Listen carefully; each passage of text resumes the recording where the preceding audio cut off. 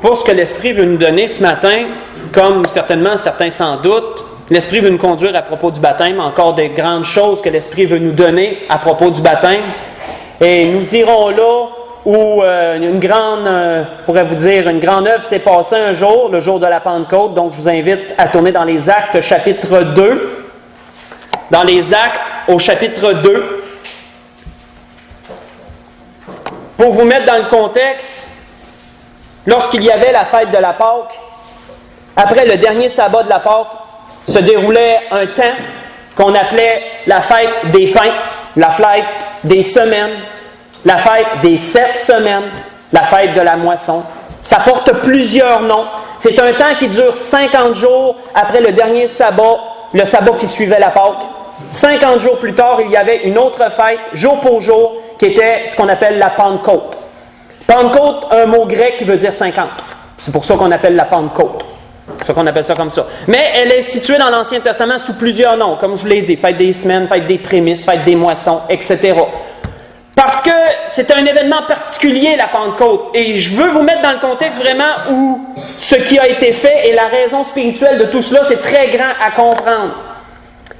Le temps de la moisson se terminait à l'entour de la Pâque. Durant l'hiver, il y avait la grande saison des pluies, et comme nous le savons, la Pâque se situait dans le printemps. Et il y avait la pluie de la première, la pluie de l'arrière-saison qui était passée. Il y avait par la suite, plus tard, la moisson dans le temps de la Pâque. Et nous voyons que le temps de la Pentecôte était spécial. Pendant ces 7 semaines-là, le peuple pouvait jouir de l'abondance que Dieu avait octroyée au travers des 2 pluies qui venaient de se dérouler. Toute la grande moisson qui avait pu en résulter, l'abondance de la récolte. Et là, ils avaient le temps pendant ces 50 jours de préparer ces choses, et ils venaient devant l'Éternel avec les premiers pains qui avaient été faits à partir de la nouvelle récolte. Et ils venaient offrir 2 pains à l'Éternel, outre tous les sacrifices animaux qui venaient avec cela, pour rendre gloire à Dieu pour toute l'abondance qu'ils avaient reçue. C'est là que nous nous situons. Nous voyons que le Seigneur, après la Pâque, pendant 40 jours, ça veut dire pendant le temps de cette fête des semaines, s'est présenté à ses disciples. S'est présenté à certains, s'est présenté à d'autres. C'est ce qui nous est répertorié. Et que lorsqu'il s'en est retourné auprès du Père, environ 10 jours avant la Pentecôte, environ, là, il leur a dit, attendez ce qui a été promis. Et ensuite, vous partirez.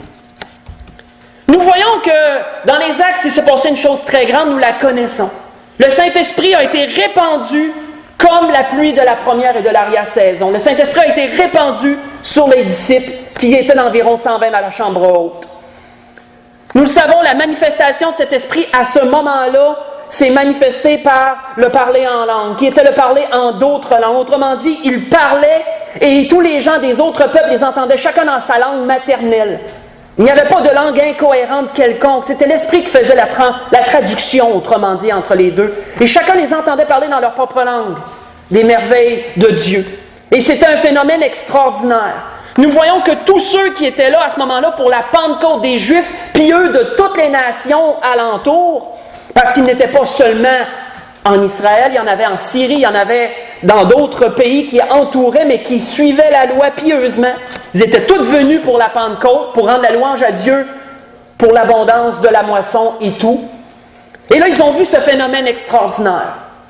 Pierre a tout ramené alentour de notre Seigneur Jésus, spécifiant entre autres ce que David avait dit. Et c'est là que nous commençons la lecture de ce matin.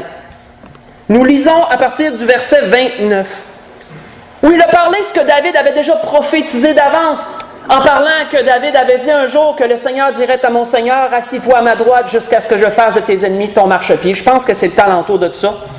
Où il a spécifié aussi que ton sein ne verrait pas la corruption, et que donc cela prophétisait que notre Seigneur ressusciterait d'entre les morts, son corps ne se corromprait pas, comme il est d'usage lorsqu'une personne meurt. Nous voyons qu'il dit au verset 29, « Hommes frères, qu'il me soit permis de vous dire librement au sujet du patriarche David, qu'il est mort, il a été enseveli et que son sépulcre existe encore aujourd'hui parmi nous. » Donc, qu'est-ce qu'il apportait clairement? David ne pouvait pas parler de lui-même, puisque son sépulcre était encore là aujourd'hui, il n'était pas ressuscité. Donc, il prophétisait sur quelqu'un d'autre.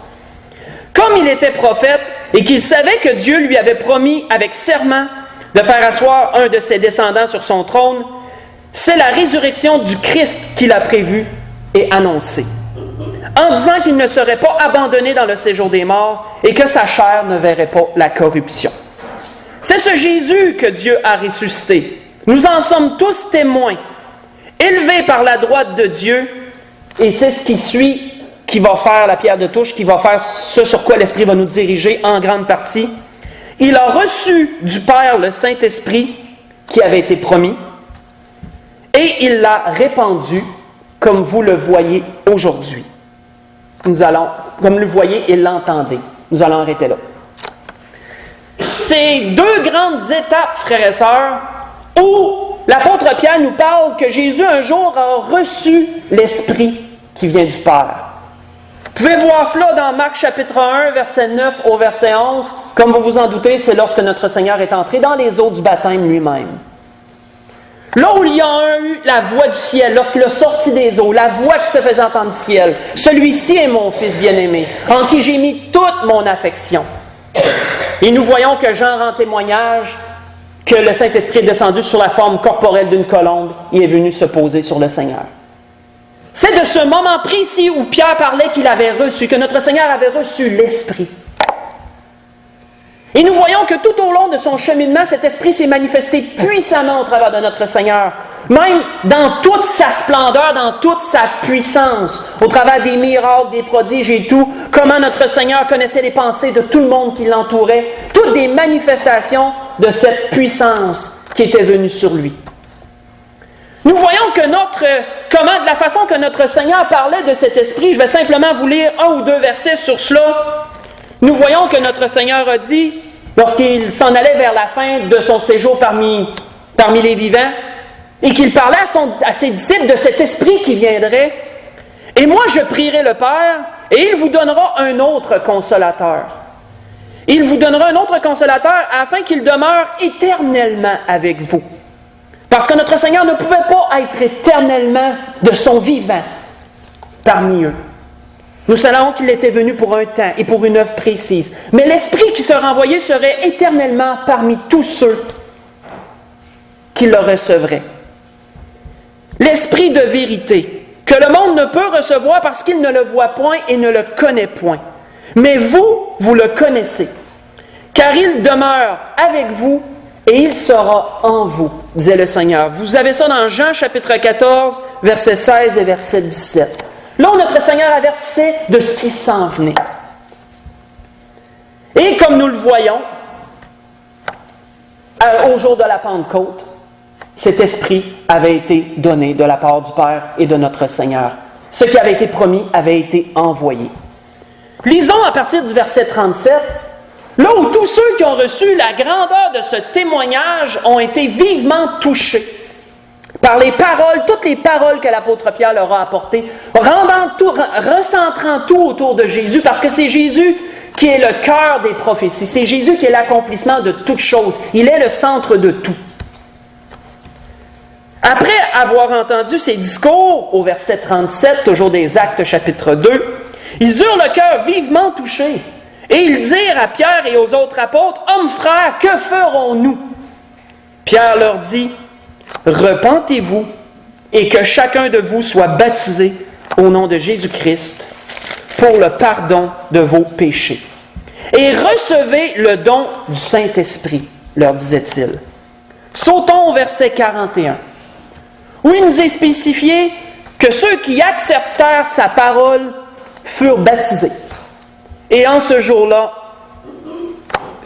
furent baptisés, et en ce jour-là, le nombre des disciples augmenta d'environ 3000 âmes. Vous savez, frères et sœurs, pourquoi le jour de la Pentecôte? Parce que ça avait une grande symbolique spirituelle, ce jour précis. Parce que le Saint-Esprit qui a été répandu, comme je l'ai mentionné, représentait cette pluie de la première et de l'arrière-saison. Nous voyons d'ailleurs que l'apôtre Pierre avait cité des prophéties de Joël, du prophète Joël. Et juste avant les prophéties que Pierre avait citées, Joël parlait de cette fameuse pluie de la première et de l'arrière-saison qui était répandue. Nous voyons que toutes les nombreuses conversions qui s'est déroulées à ce moment-là, environ 3000 âmes, représente la grandeur de la moisson qui suivait la pluie de la première et de l'arrière-saison. Et tous ces nouveaux convertis, tous ces gens qui avaient reçu la parole et qui furent baptisés, représentaient des pains nouveaux. Des pains nouveaux qui étaient présentés devant l'Éternel. C'est grand, frères et sœurs, lorsque nous comprenons, ça ne s'est pas déroulé à la Pentecôte pour rien. Ce n'était pas par hasard que ça a tombé le jour de la Pentecôte. Ça avait toute une symbolique spirituelle. Et la Pentecôte, comme la résurrection, tombait un premier jour de semaine. Tombait à la suite d'un sabbat. Un renouveau. Un nouveau départ, un nouveau début, une nouvelle semaine. Mais sans guillemets. Ça symbolise plusieurs choses. Et depuis ce jour, frères et sœurs, parce que c'est grand ce qui s'est passé depuis ce jour, depuis ce jour-là, la moisson a continué. La moisson des âmes a continué. Au fil des actes, nous voyons que tous ceux qui ont cru ont été baptisés. C'est toujours spécifié comme ça. Ils crurent, ils furent baptisés. C'est toujours spécifié comme ça. Nous voyons entre autres que ce sont les deux étapes cruciales qui sont à la base de toute la vie chrétienne. Ils crurent, furent baptisés. Le cheminement se déroule par la suite. Mais comment, frères et sœurs, et l'Esprit m'a mis à cœur de décortiquer certaines choses, comment le baptême s'est-il mis en place? Parce que ce qui se passait à ce moment-là, frères et sœurs, c'était une fusion. C'était un alliage de deux choses très grandes. Nous voyons premièrement, si vous voulez le lire pendant la semaine, que Jean avait établi le baptême d'eau, comme vous le savez bien. Dans Matthieu chapitre 3, vous voyez ça du verset 1 au verset 8. Que Jean avait été envoyé pour baptiser d'eau. C'était une action toute nouvelle que Jean établissait. Jean était comme un bâtisseur qui préparait la venue du Seigneur, il préparait la base. Il a établi, lui, le baptême d'eau qu'on appelle aussi le baptême de repentance, par immersion. Dans les eaux du Jourdain, c'est ce qu'il faisait. Où tous les gens qui venaient à ce baptême devaient avoir manifesté de la repentance. C'est pourquoi, entre autres, qu'il disait aux scribes et aux pharisiens, qui vous a appris à fuir le jugement à venir. Produisez donc des fruits dignes de la repentance. Eux, il leur a refusé ce baptême. Aux pharisiens, aux scribes, parce qu'ils savaient que leur cœur n'était pas droit et cela se manifestait. Il n'y avait aucune repentance. Nous voyons que par la suite, notre Seigneur, lui, a établi le second élément, l'Esprit qui devait venir, qui a été répandu, qu'il a reçu et qu'il a répandu. Voyez ça, entre autres, dans Luc 24, verset 49, où le Seigneur leur disait de rester là jusqu'à ce qu'il avait été promis soit envoyé. Et nous voyons qu'à partir de la Pentecôte, frères et sœurs, c'est venu une fusion entre le baptême d'eau et cette réception du Saint-Esprit. De sorte que maintenant, il y a de grandes choses qui se déroulent puisque ces deux éléments sont devenus un. Et c'est important de comprendre ce qui se déroule, ce que l'Esprit fait avant le baptême et après le baptême. Et c'est dans ces deux points que l'Esprit veut nous conduire. Qu'est-ce que l'Esprit fait avant et après? Parce qu'ici, c'est une fusion de deux éléments qui s'est déroulée. Tournons, frères et sœurs, pour voir la conclusion de ces choses dans le livre aux Éphésiens, chapitre 4, où l'apôtre Paul définit le résultat de ce qui s'est passé à la Pentecôte. Le résultat de ce que Jean avait commencé, de ce que le Seigneur a terminé, et tout ce qui en résultait de cela. Dans le livre aux Éphésiens, chapitre 4, nous allons lire du verset 4 au verset 6.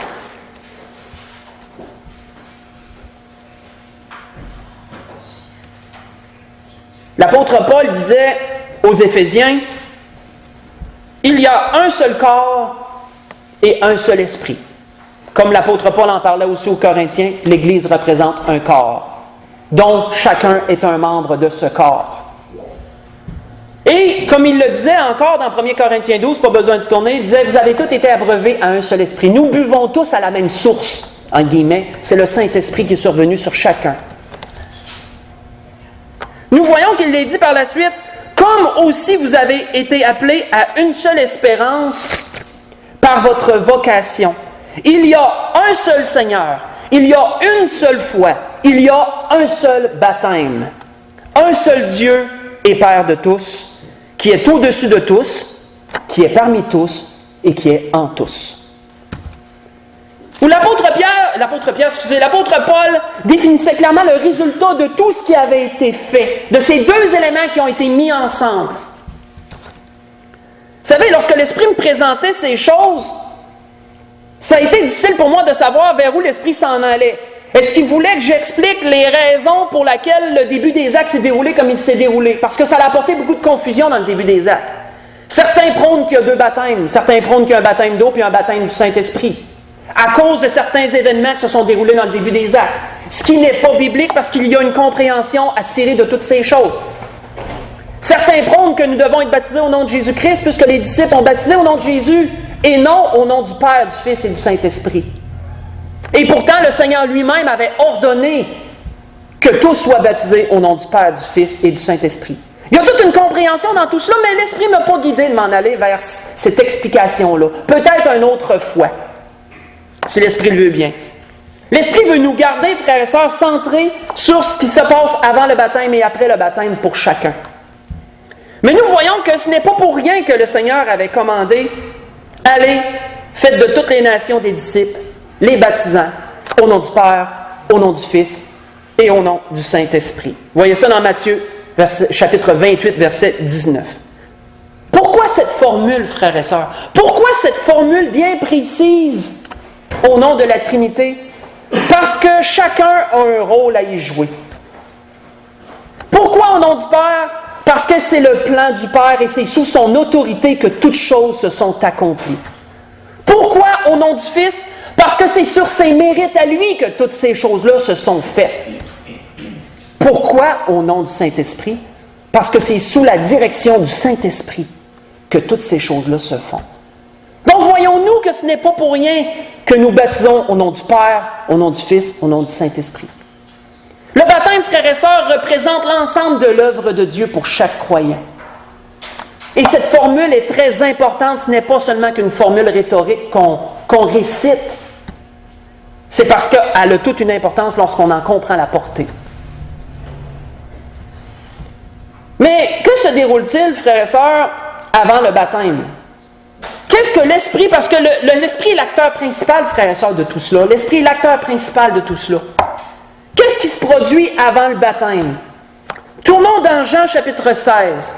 Nous allons faire un peu de lecture, ce que notre Seigneur disait aux disciples, dans Jean chapitre 16, à partir du verset 5 au verset 11. Nous allons faire un petit peu de lecture ici.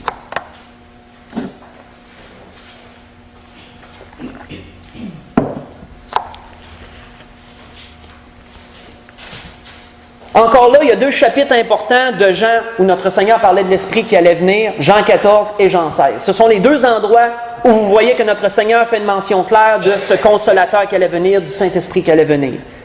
Et là, le Seigneur voulait réconforter ses disciples parce qu'il savait qu'ils s'en allaient. Il savait que ça les attristerait. Maintenant, dit-il au verset 5, « Maintenant je m'en vais vers celui qui m'a envoyé. Et aucun de vous ne me demande où vas-tu. Mais parce que je vous ai dit ces choses, la tristesse a rempli votre cœur. Cependant, je vous dis la vérité. Il vous est avantageux que je m'en aille. Car si je ne m'en vais pas, le Consolateur ne viendra pas vers vous. Mais si je m'en vais, je vous l'enverrai. Et quand il sera venu, écoutons bien ceci, quand il sera venu, il convaincra le monde en ce qui concerne le péché, la justice et le jugement. En ce qui concerne le péché, parce qu'il ne croit pas en moi. La justice, parce que je m'en vais au Père et que vous ne me verrez plus. Le jugement, parce que le prince de ce monde est jugé. Nous voyons, frères et sœurs, que le rôle de l'Esprit, avant qu'il y ait baptême, est premièrement d'attirer les gens vers le Père. C'est ce que vous voyez dans Jean 6, verset 44. Où le Seigneur disait que personne ne peut venir à lui si le Père qui est dans les cieux ne l'attire. Jean 6, verset 44. Le rôle de l'Esprit est de parler au cœur des gens qui nous entourent. De parler au cœur de ceux qui reçoivent la parole. Et de les attirer vers le Père. Un peu comme deux aimants s'attirent. L'attraction magnétique. Et de quelle façon que l'Esprit produit cela? Par le moyen de la repentance. Ou une fois que la personne a compris ce que Dieu attend d'elle, elle est repentante de sa condition et désire changer.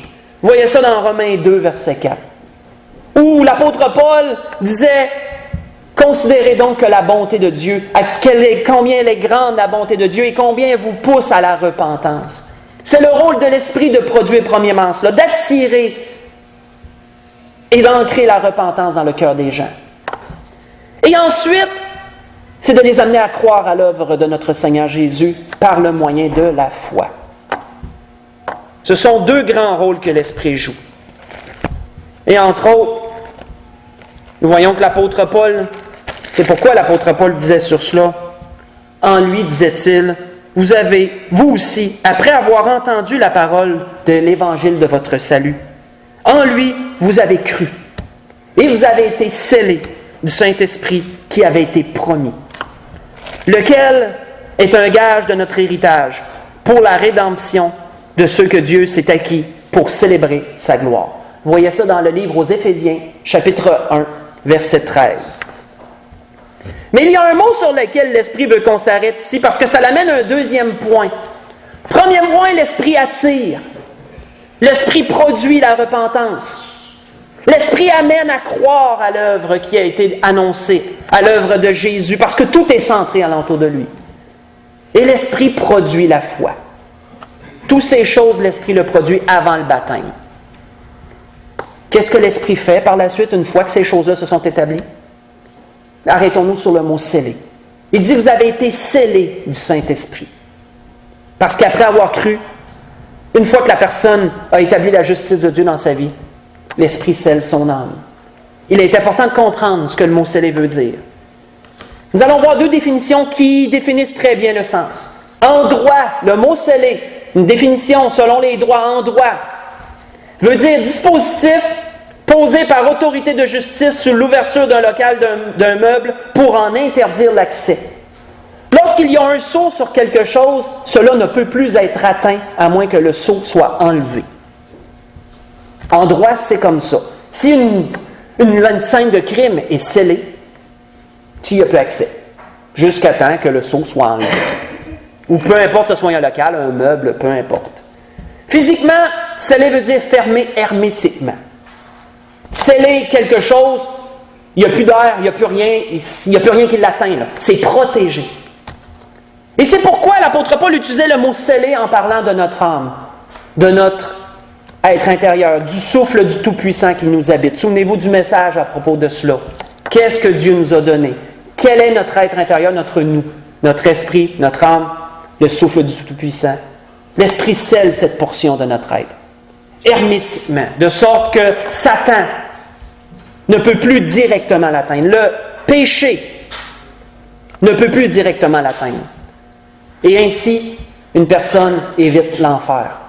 Il n'y retournera pas, parce qu'elle est scellée. Et ceci est permanent. Cela ne se perd pas. Dieu ne se repent pas de ses dons et de ses appels, comme il est dit à un autre endroit. C'est le rôle de l'Esprit de faire cela. Et c'est pourquoi, frères et sœurs, que notre Seigneur disait, pas besoin de se tourner, mais dans Jean 12, verset 25 au verset 26, le Seigneur disait à Marthe que celui qui croit en moi ne verra jamais la mort. Il ne verra pas la mort, ni le séjour des morts. C'est quelque chose de très grand à comprendre, à cause de ce que l'Esprit fait. Et il ne verrait pas l'enfer non plus. Vous voyez ça dans Matthieu 7, verset 13, verset 14. Les deux chemins. Le grand chemin large et spacieux qui mène à la perdition, beaucoup l'empruntent. Mais le chemin étroit et resserré qui mène à la vie éternelle, peu de gens le trouvent. Toutes ces choses sont interreliées, frères et sœurs. C'est tout interrelié. Ça représente l'œuvre de l'Esprit avant le baptême. Le résultat de cela, avant d'enchaîner, le résultat de tout cela, comme le Seigneur le disait si bien, Jésus leur répondit, « Si quelqu'un m'aime, il gardera ma parole. Et mon Père l'aimera. Nous viendrons à lui et nous ferons notre demeure chez lui. » Le résultat de tout cela, la personne devient une habitation de Dieu en esprit. Dieu, par son esprit, habite en chaque croyant. Tous ceux qui ont reçu le Seigneur sont habités de l'Esprit. Mais comprenons, frères et sœurs, que l'Esprit fait les choses par étapes. Il y a des étapes. Il y a des étapes dans tout cela. Première étape, tout ce que je viens de mentionner avant le baptême. Résultat, la personne est habitée de l'Esprit. Que se déroule-t-il par la suite, après le baptême? Que se déroule-t-il? Tournons dans le livre de Tite, dans la lettre à Tite que l'apôtre Paul avait écrite, chapitre 3. Nous allons y lire une chose que l'apôtre Paul avait dit à Tite, à propos du baptême, chose très importante.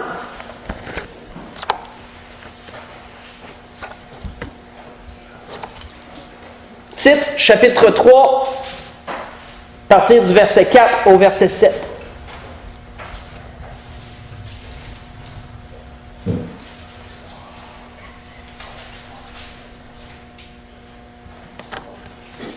L'apôtre Paul dit à Tite, « Mais lorsque la bonté de Dieu, notre Sauveur, et son amour pour les hommes ont été manifestés, il nous a sauvés. Non à cause des œuvres de justice que nous aurions faites, mais selon sa miséricorde. » Il allait dans le même sens qu'il disait aux Éphésiens, chapitre 2. « C'est par grâce que vous êtes sauvés par le moyen de la foi. Cela ne vient pas de vous, c'est le don de Dieu. » Il allait dans le même sens. Mais écoutons la suite. Par le baptême de la régénération et le renouvellement du Saint-Esprit. Il l'a répandu sur nous tous avec abondance par Jésus-Christ, notre Seigneur. Par Jésus-Christ, notre Sauveur. Afin que, justifiés par sa grâce, nous devenons héritiers dans l'espérance de la vie éternelle. Il y a deux mots ici, frères et sœurs, qui sont très importants, qui se déroulent à partir du baptême et dans la suite. Régénération, renouvellement. Deux mots très importants encore à comprendre. Selon le dictionnaire, le mot « régénérer », point de vue littéraire, veut dire « réformer en ramenant à un état antérieur jugé meilleur ». Ramener à ce qui était originellement, ramener à ce qui était au départ. Comme nous le savons, le péché a altéré notre personne. Le péché a corrompu la nature humaine et c'est le péché, Satan poussant toutes ces choses, qui amène une personne à devenir mauvaise. Quand nous regardons un enfant, nous disons « X c'est beau, X c'est pur », puis c'est vrai, parce que le péché n'a pas encore corrompu cette nature. Mais une fois qu'un enfant vient à la connaissance du bien et du mal, nous savons le péché commence son œuvre. L'âme meurt au péché. À ce moment-là, nous voyons la nature de la personne, de l'enfant en question se dégrader. Nous voyons qu'il y a des choses mauvaises qui en sortent, des bonnes aussi, mais des mauvaises. Le péché fait son œuvre. Qu'est-ce que l'Esprit fait? L'Esprit ramène le processus à l'envers. L'Esprit régénère. Ramène la personne dans un état meilleur. C'est ce que le mot « régénérer » veut dire. Et il y a le mot « renouveler » aussi.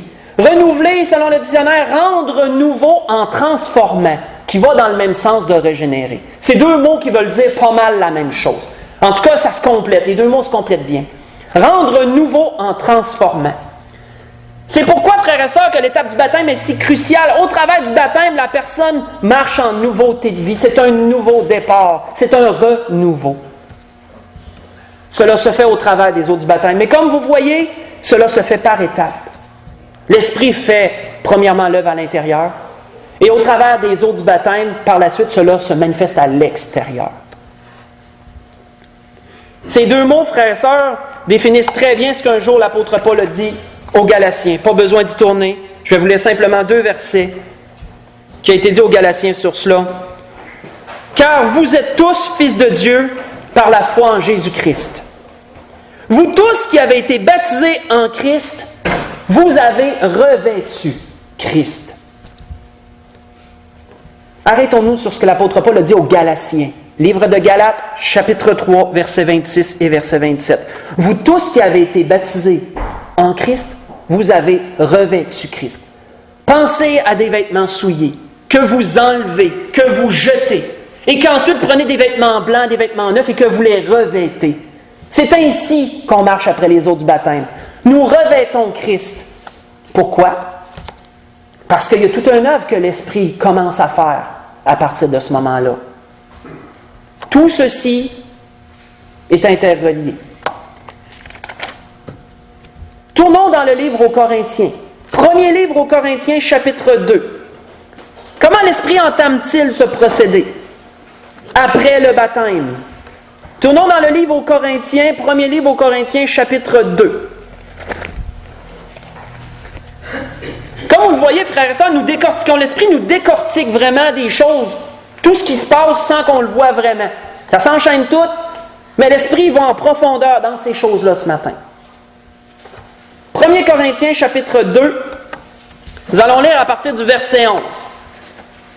Comme nous avons vu jusqu'à présent, l'Esprit attire, l'Esprit convainc, l'Esprit produit la repentance, l'Esprit produit la croyance, et la foi, la personne est sauvée. L'Esprit habite dans cette personne. Ensuite vient les eaux du baptême. Au travers des eaux du baptême, régénération, renouvellement. Les choses anciennes sont passées, voici toute chose est maintenant nouvelle. On laisse les choses anciennes dans les eaux du baptême, et ce qui en ressort marche en nouveauté de vie, c'est du nouveau. Et comment ce procédé s'entame-t-il? La personne se met à revêtir la nature de Christ. Comment ce procédé s'entame-t-il? 1 Corinthiens chapitre 2, nous lisons à partir du verset 11. « Qui donc parmi les hommes connaît les choses de l'homme, si ce n'est l'esprit de l'homme qui est en lui? De même, personne ne connaît les choses de Dieu, si ce n'est l'esprit de Dieu. Or, nous n'avons pas reçu l'esprit du monde, mais l'esprit qui vient de Dieu, afin que nous connaissions les choses que Dieu nous a données par sa grâce. » L'Esprit disait précédemment, au verset 10, « Dieu nous les a révélées par l'Esprit en parlant des choses que l'apôtre Paul avait énumérées plus haut. » Nous voyons que c'est après les eaux du baptême que la personne commence son cheminement et qu'elle commence à comprendre les portions des Écritures, à comprendre ce qui était scellé devant ses yeux jusqu'à présent. Là où elle lisait les Écritures et il n'y avait pas de compréhension claire, nous voyons que c'est par la suite du baptême, dans son cheminement de nouveauté de vie, que là, l'Esprit commence à lui accorder la compréhension des Saintes Écritures. Elle commence à comprendre des portions. Et plus elle lit, plus elle puise dans cette source, plus elle comprend davantage de choses. Et c'est un grand après ça parce que c'est l'Esprit qui manifeste cela. Ça répond d'ailleurs à ce que notre Seigneur disait lui-même, à ses disciples encore, sur ces choses qui allaient venir.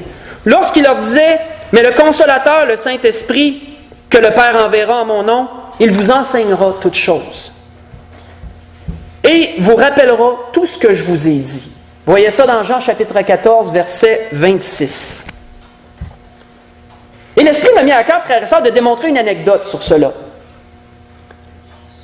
Parce que si une personne, c'est important à comprendre, parce que si une personne dirait qu'elle ne veut pas passer au travers des eaux du baptême, jamais qu'elle ne pourrait croître en tant que chrétien. Demeurer un enfant chétif et faible. Jamais qu'elle ne pourrait croître. Parce que l'Esprit fait les choses par étapes. Au travers des eaux du baptême, une autre étape, et l'Esprit se manifeste d'autres façons. Nous voyons, frères et sœurs, que notre Seigneur n'aurait jamais pu entreprendre son cheminement s'il ne serait pas passé par les eaux du baptême. Si l'Esprit ne serait pas survenu sur lui. Parce que nous voyons que c'est par la suite l'Esprit l'a poussé dans le désert, qui nous est dit. Et là, il fut tenté pendant 40 jours. Pas avant, après. Le baptême, frères et sœurs, ce n'est pas seulement un rite de passage pour devenir membre d'une Église. Ça a toute une portée spirituelle, tout un poids spirituel que nous ne voyons pas de nos yeux, mais que la personne qui l'entreprend d'un cœur pur, elle va le voir dans la suite des temps, tout cela. Une anecdote qui démontre cela, qui démontre comment l'Esprit travaille. Nous voyons que vers la fin, les disciples, avant que le Seigneur s'en aille, là où le Seigneur leur avait dit d'attendre l'Esprit qui serait promis, il nous a dit quelque chose dans Luc 24, verset 45, pas besoin d'y tourner. Il nous a dit ceci, « Alors le Seigneur leur ouvrit l'Esprit afin qu'ils comprennent les Écritures. » Il nous a dit ceci, parce que les disciples, quoiqu'ils étaient sauvés, n'étaient pas revêtus encore de la puissance de l'Esprit. Cette deuxième étape que l'Esprit produit n'était pas en eux. Ils ne comprenaient toujours pas bien des choses, à moins que le Seigneur leur explique ces choses. La Bible nous dit que le Seigneur leur a ouvert l'Esprit. Mais nous voyons que Luc ne nous dit pas de quelle façon le Seigneur le fait. Jean, lui, nous dit de quelle façon le Seigneur le fait. Qu'est-ce que Jésus a fait selon Jean? Après ces paroles, il souffla sur eux et leur dit, recevez le Saint-Esprit. Vous voyez ça dans Jean 20, verset 22. Mais Jean ne nous dit pas le résultat de ce qui est venu de cela. Mais ces deux événements, frères et sœurs, se passent au même moment. Les deux écrivains se complètent. Le Seigneur a soufflé l'Esprit sur eux et ils ont reçu la compréhension. Ils ont compris les Écritures. Ils ont compris tout ce que le Seigneur leur avait dit. Là, ils ont compris pourquoi le Seigneur avait dit telle et telle chose. C'est devenu clair à leurs yeux. À cause de qui? À cause du Saint-Esprit. Mais nous voyons, frères et sœurs, qu'il y avait encore une autre étape quand même. Ils n'étaient pas revêtus de la puissance d'en haut. Le Saint-Esprit n'était pas encore descendu. Voyons-nous que l'Esprit procède par étapes. Et c'est la même chose dans le cheminement du croyant. C'est la même chose. Ils ont dû attendre quand même la Pentecôte, là. La Pentecôte, c'était pas juste un mimique ou une pièce de théâtre, là. Ils ont dû attendre vraiment ce moment-là parce que le Seigneur leur a dit, vous n'êtes pas encore revêtus de la puissance d'en haut. L'Esprit leur a simplement accordé une compréhension ici. Et par la suite, l'Esprit leur a donné une puissance. Et c'est la même chose. La personne qui veut entreprendre sa vie chrétienne, s'il n'entre pas dans les eaux du baptême, ne sera jamais capable d'avoir de la portée dans son témoignage. Parce qu'elle n'a pas cette portion-là encore en elle. Mais au travers des eaux du baptême, cette portion-là s'ajoute à ce que l'Esprit a déjà commencé à faire. Et là, tout est complet. Le cheminement est complet. Nous voyons, et nous n'irons pas dans ces choses, mais si vous voulez les lire pendant la semaine, l'Esprit produit en nous les fruits, ses propres fruits. Vous voyez ça dans Galates, chapitre 5, verset 22, les fruits de l'Esprit, que l'Esprit produit en chacun de nous, étape par étape, au fil de notre cheminement. Mais comme je le rappelle souvent, ce n'est pas nous qui tentons de produire ces choses de nous-mêmes. Nous devons demander à l'Esprit de les produire en nous. Une personne qui n'est pas patiente demande à l'Esprit de produire la patience. Une personne qui manque de bonté et qui est cruelle, des choses de l'ancienne nature qui ont besoin d'être régénérées, demande à l'Esprit de produire la bonté en elle. Et ainsi de suite. C'est comme quand vous meublez votre maison puis vous voyez qu'il manque de tableaux, il manque de couleurs, peu importe. Vous allez peinturer, vous allez mettre un cadre. C'est la même chose, vous meublez votre intérieur de cette façon-là. Vous voyez qu'il vous manque quelque chose, bien vous demandez à l'Esprit de le produire. Il y a tout ce qui vient avec ça aussi. Mais c'est correct, il ne faut pas avoir peur de demander à l'Esprit. Toujours dans la bonne façon, comme des raisons. Et, une autre chose, vous pourrez lire pendant la semaine, les dons. L'Esprit produit des dons en chaque croyant. Des dons que la personne peut mettre au service de l'Église. Aussi simple qu'une parole d'amour. Il y en a qui ont-tu donc le tour de bien parler. Parole de sagesse. Il y en a qui ont-tu donc des bons raisonnements. Puis c'est pas tout le monde qui a ça. C'est des dons que chacun a. Un a le don des cantiques, le don de chanter ou le don de jouer d'un instrument quelconque. Un a le don de pouvoir parler plusieurs langues avec facilité. Un a un don d'interpréter plusieurs langues avec la même facilité. L'Esprit répand tout comme il le désire. Mais ça, c'est après le baptême, pas avant le baptême. Voyons-nous, tout s'enchaîne et tout est parfaitement biblique.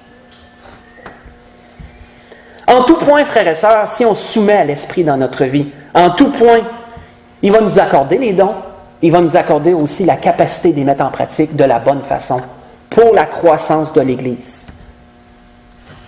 Parce que c'est toujours le but. C'est toujours le but. Vous voyez ça dans Éphésiens chapitre 2, verset 10. L'Esprit produit en nous les œuvres qu'il a préparées d'avance, afin que nous les pratiquions. Pour conclure ce que l'Esprit voulait nous donner ce matin, nous avons vu plusieurs éléments. Nous avons vu comment l'Esprit travaille avant, comment l'Esprit travaille après. Nous avons vu à la Pentecôte la grandeur de ce qui s'est passé et comment ça a été une fusion de ce qui avait été préparé par Jean et envoyé par le Seigneur, tout ensemble. Pour conclure complètement ce que l'Esprit voulait nous donner, tournons dans les Actes au chapitre 1. Dans le livre des Actes, nous allons reculer au chapitre 1 pour conclure ce que l'Esprit voulait nous donner ce matin sur ces choses. Nous allons lire le verset 8.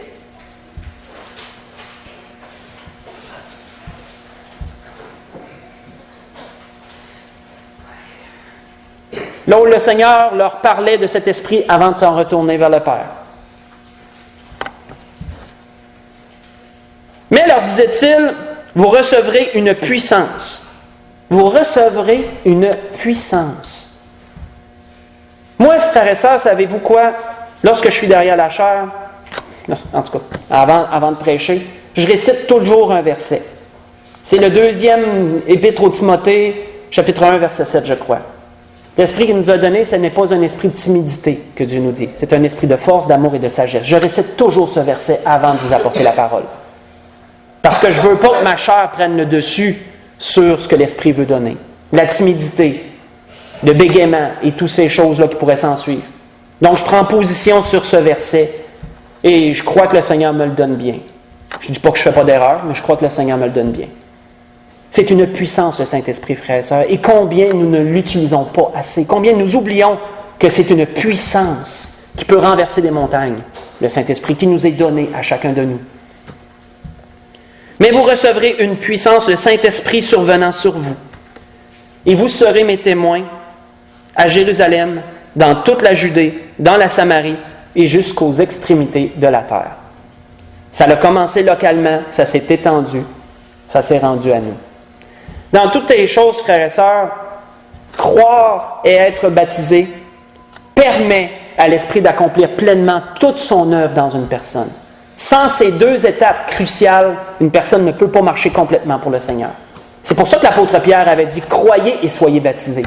C'est pour ça que ça suit toujours ça. Normalement, ça suit toujours. Et si on serait laissé à nous-mêmes, sans l'Esprit, on confondrait vérité et mensonge. On mêlerait tout. On n'aurait aucune portée dans notre témoignage. On ne serait pas capable de marcher pour le Seigneur et de prendre position devant le malin pour le Seigneur. Avec l'Esprit, on peut tout faire ces choses et bien plus encore. La grâce que je nous souhaite, frères et sœurs, dans tout cela, que nous comprenions bien la portée de l'Esprit, que nous comprenions bien ce que l'Esprit a venu nous donner ce matin, meilleure compréhension de tout ce qui se déroule, et aussi que nous puissions l'appliquer dans nos vies quotidiennes. Pouvons-nous nous lever pour le dernier cantique?